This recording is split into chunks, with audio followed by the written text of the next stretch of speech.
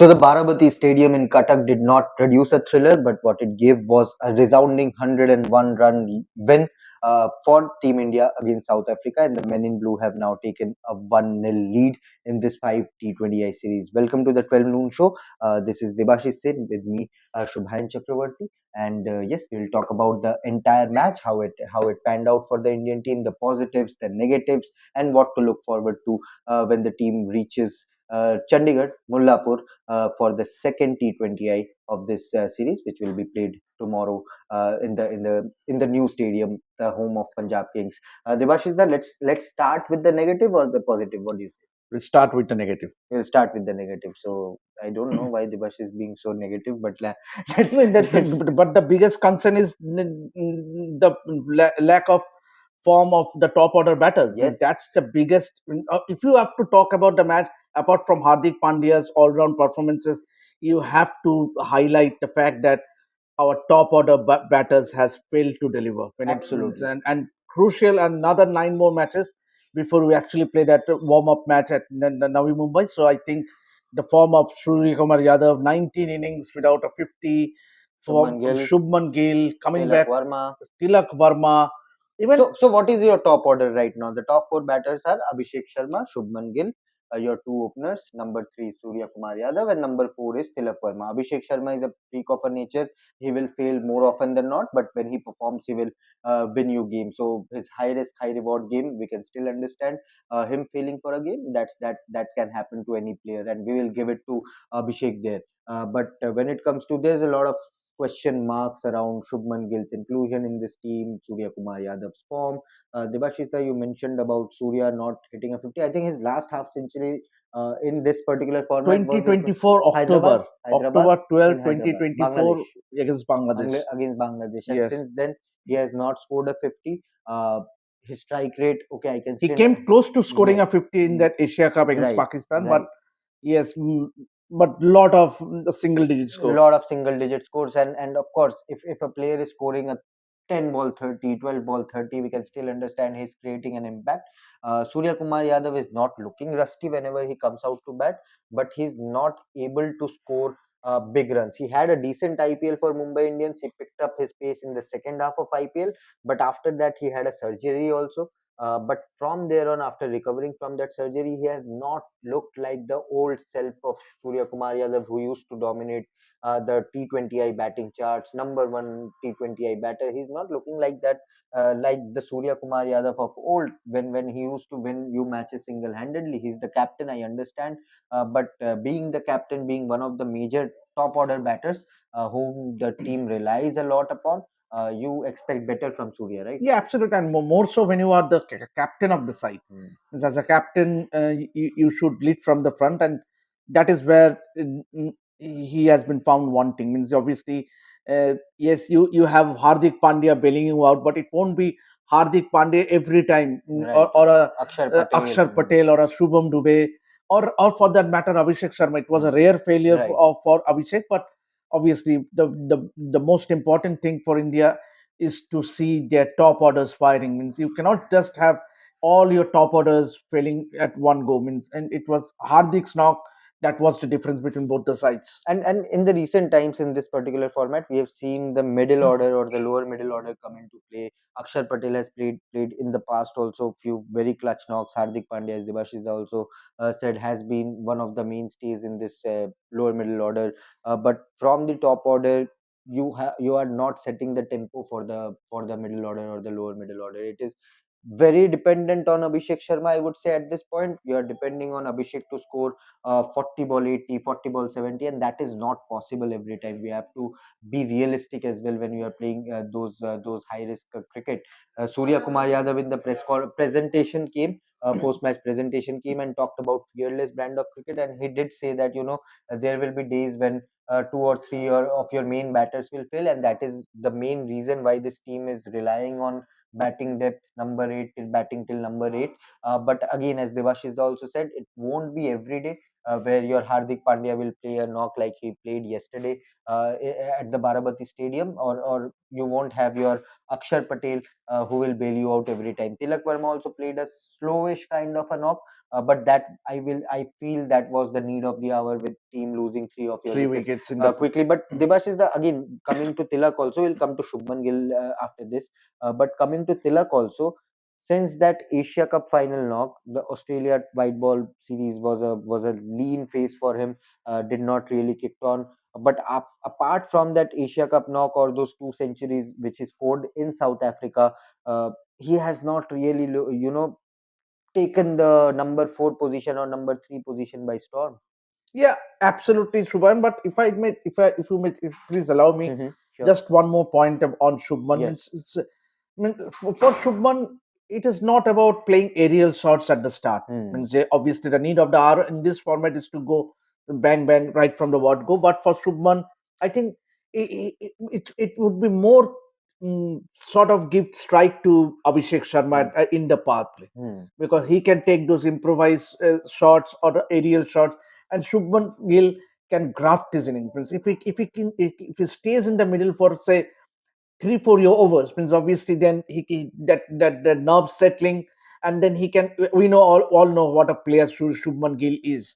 So I think, yes, obviously you might argue that means it was the need that shot was coming, means obviously you have to play those high risk shots in order to get the scoreboard ticking. But Hmm. once again I would say that rather Shubman Gill needs to stay in the middle, um, say for a few overs, because at the other end you have an Abhishek Sharma. So I think uh, the team management needs to think about the approach as to, yes, I know the template is to play aggressive cricket, aggressive brand of cricket, but at the same time you cannot afford to be 10 for 3 or 10 for 2 in the power play in every matches. And Hmm. so that puts immense pressure on in that middle order. So I would rather say, if India scores 50 for no loss or 50 for one, I think that sets the platform, perfect platform for the middle order to take it forward. Absolutely. A word on Tilak Verma. What do you think about him? Yeah, absolutely. Yes, he needs to score runs. And he can't. He's in the squad at the expense of Rinku Singh. Hmm. So yes, and Sanju Samson missed Mistake, out. yeah. So you need to justify your selection in the playing 11, Hmm. and that is when. But Shubhan, I think it's too late now. Means Hmm. nine more matches to go.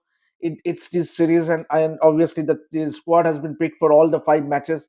So I think the sooner the later the top order batters gets going or gets amongst runs, the better for India. Another 3 4 matches, if Tilak Verma fails to get going, then I won't mind if Sanju Samson is brought in at number three, Surya plays at number four. He has played at number four in the past. That option can also be taken because you won't use Tilak Verma, the off spinner, every day, particularly if when the World Cup comes. So yes, he gives you that option of off spin, but you won't use Tilak Verma in all fairness when it comes to his bowling. So if he fails to get going in the next 4 matches, then why not try Sanju Samson in the New Zealand T20I series at the top of the order at number three, where he has played for Rajasthan Royals many a times in the past as well. So that option could also be taken. But coming to Shubman Gill now, I think what Debashish Das said, he is in the team because that Abhishek Sharma won't fire in every matches, and that is why I feel his role is not to score at a strike rate of 250 300. Yes, he can play at a higher strike rate, but his way of playing is not the aerial route Yes, which Devashish that talked about. It's controlled aggression with what we have seen for absolutely. Gujarat Titans in the last three seasons. 2000 runs, strike rate of 150, average of more than 50. He has been incredible for Gujarat Titans, and even if he can replicate what he has been doing for GT in the IPL for the Indian team, yes, the requirements could be different. We don't know what kind of role he has been given by Gautam Gambhir and the team management, but if he has to complement Abhishek Sharma's style of batting on days where Abhishek is not clicking on, like what happened yesterday in Cuttack, Shubman's role becomes very very vital. You don't want the team to be 70 for 4 every Hmm. day. If from 10 for 2, Surya's form is also a bit shaky that we talked about. If Surya and Abhishek don't click, the role of Gill becomes very very important, and we know he can bat deep, he can score runs, but pressure will be piling on Shubman Gill as well. He's not the captain of the team like Suryakumar Yadav. Surya might have an extra layer because of his captaincy, but Shubman, being the vice captain, we have seen even head coach Gautam Gambhir has faced that aches in the past. Vice captain have has been dropped in the past as well, so he would be feeling that pressure of, okay, Sanju Samson, who has scored 3 centuries in a calendar year in this particular format while opening, he's sitting on the bench. Yashasvi Jaiswal, who just scored an ODI century against South Africa, he's sitting. He's not in the squad. You have someone like a Ruturaj Gaikwad who scored a century batting at number 4.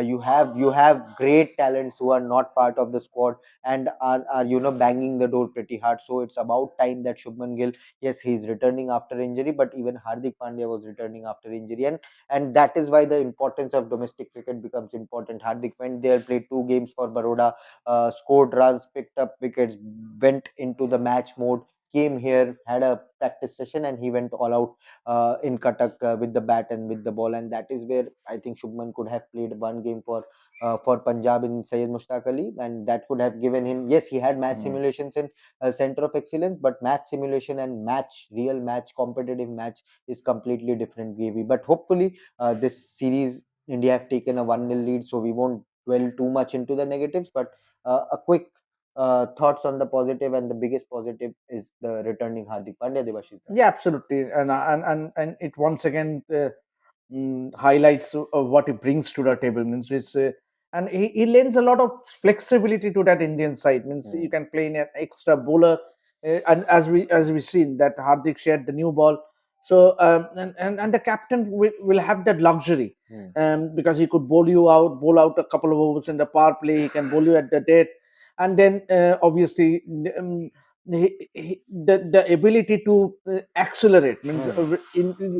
right from the word go, and that is what happened yesterday night. Means 78 for 4 means obviously I bet means most of the batters will try to just settle down and Hmm. take a few more balls before actually going aggressive. But Hardik means right from the word go, and that is what Hardik Pandya brings to this table. And he was missed in big time In in Australia, it's Australia. against South Africa in the ODI series. Absolutely, absolutely. So Hardik Pandya's role in the team is integral. Absolutely, I keep on saying you can replace any player in the Indian ecosystem, barring one, that is Hardik Pandya, and that highlights what kind of quality he brings to the table with the bat, with the ball, in clutch moments, in tough moments. It is Hardik Pandya who more often than not delivers for the Indian team.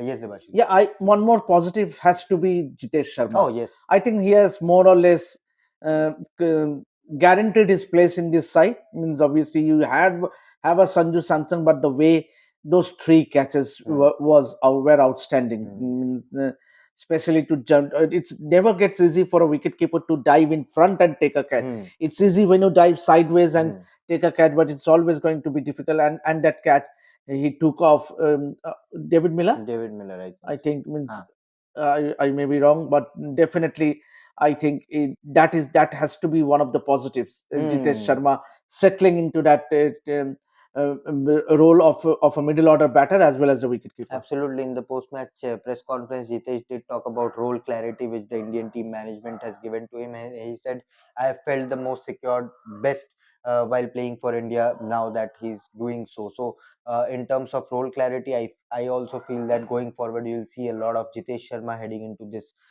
final road to the T20 World Cup. Another big positive, a player who keeps on going under the radar, Debashis, is Akshar Patel, with Mm. the batting at number 5, tough situation, coming, scoring those runs, picking up wickets, picking up a couple of wickets once more in this particular format. We saw in the T20 World Cup.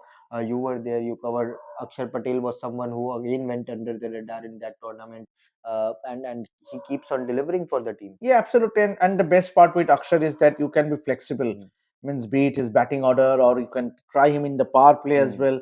So I think Akshar, Akshar Patel needs to be persisted with. Means going ahead and leading up to the World Cup. And the fact is that the Varun Chakravarti is your wicket taking bowler, but mm, he is not good with the bat. So I think Akshar Patel's role becomes paramount. Means Hmm. be it his batting, be it his wicket taking ability, and he is a gun fielder as well. So I think he comes in a package too, along with Hardik Pandya. Absolutely, after the retirement of Ravindra Jadeja from this format Mm. after the T20 World Cup, that is the kind of squad depth India has in this particular format. Akshar Patel fitting in seamlessly, and he keeps on delivering for the Indian team. So these were the major positives and negatives for the Indian team. Yes, 101 run win looks resounding on paper, but at the same time there are a few things which the Indian team management would like to chalk out in the remaining four matches of the series, and again the five T20I against New Zealand in January. This is a very good T20I side. Perhaps this is the best format for the men in blue. Gautam Gambhir's perfect format, Team India's perfect format with the IPL experience. But again, you have to keep on improving. There is no limit of for improvement, and this team has still a lot of things to chalk out in the remaining four matches. So yeah, these were the major positives and negatives from this particular game in Cuttack. Let us know what you think about Shubman Gill, about Suryakumar Yadav, about Tilak Verma, about Sanju Samson, whether he can be fit into the top three, top four in the batting unit. The MVP that Hardik Pandya has become, Akshar Patel's role, Varun Chakravarti, the spinner. There are a lot of positives as well. So let us know what you think in the comment section below. Like the video, subscribe to the channel, share it with your friends, and keep watching for more. Thank you so much for now.